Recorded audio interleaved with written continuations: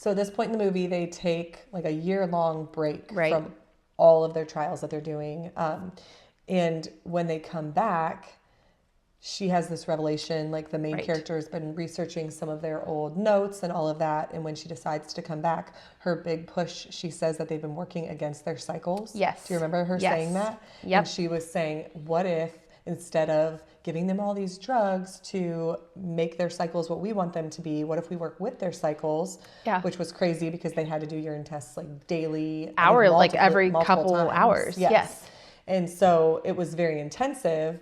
But I was just blown away by that because we have had this conversation many times. Yes. Because I'm like, it's interesting that that was like a method that they pursued then, but now we have completely cycled back to all the drugs. Yeah, I mean, if you are currently in the process, I mean, and I get it now, they want to avoid any weekend transfers. Right. So they want to control the timing of things and make sure they don't miss when to retrieve eggs and all of that. Right. But I mean, essentially, you are completely recreating a woman's cycle. You are not working with her body. You are telling her body what to do and when. And which I do understand more for egg retrieval, but we've struggled with it more from the frozen embryo transfer standpoint because it's like, why are we inducing all of these things with medication when our bodies well, and again, we've already, like, the egg retrieval is the hardest part to time, so I do understand that part of it. But for us who had many embryo transfers, we didn't want to do all the drugs. It was like, man, I don't feel good putting all these hormones into my body. And we got a lot of pushback from that. And so, I don't know, I was just really interested that was something that they brought up, that we should be working with women's bodies, because to me that makes sense. Like, it does. If my body is cycling the way that it's supposed to, why would we not work with that? And my body's creating all these hormones already at the appropriate times.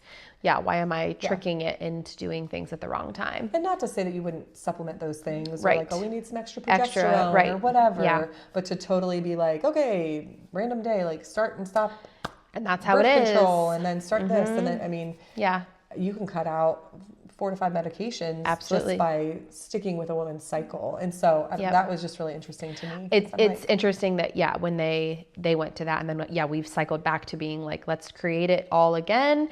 But now you're starting to hear some doctors who are like, maybe natural is another way to go. And you're like, oh, wow. And because of like mini IVF is a thing now, and that's completely working with your cycle. Natural cycles are more of a thing now, which again is completely working with your cycle. And again, I don't know if I would have done like a natural cycle full IVF process, just because you're not going to get as many eggs. Right. But I think it makes so much sense to do that for any frozen transfers. Absolutely. Again, we're not doctors, so here's our medical opinion. But it's just, having gone through it so many times, it does make you really start to question some of those processes. Like, why are we doing this again? Like, and again, I think they shed light on this too. It's more work naturally. Like, you have to do more testing and more like watching and monitoring of the woman's body. And so, yes, it is an extra step, and doctors' offices want to be continually more efficient and which I get. Bring you in. And I can understand all of that. I mean, they were bringing these women in for egg retrievals at like midnight, like random times, because that's when their bodies were ready. And I get that that's not necessarily feasible. But yeah, I think it's just, that was interesting that it's like kind of the way the pendulum can swing within a procedure. Well, we've talked about, and again, with our medical knowledge that we have, but just all the hormones, like, this hasn't been around long enough for us to really know the long-term implications that all these hormones are going to have on our bodies, which has been a concern for us. Think about that all the time of like, wow, I've pumped my body with so much progesterone and estrogen, which, while they may be natural hormones, what I'm putting in myself is not naturally occurring. It is a synthetic version of it.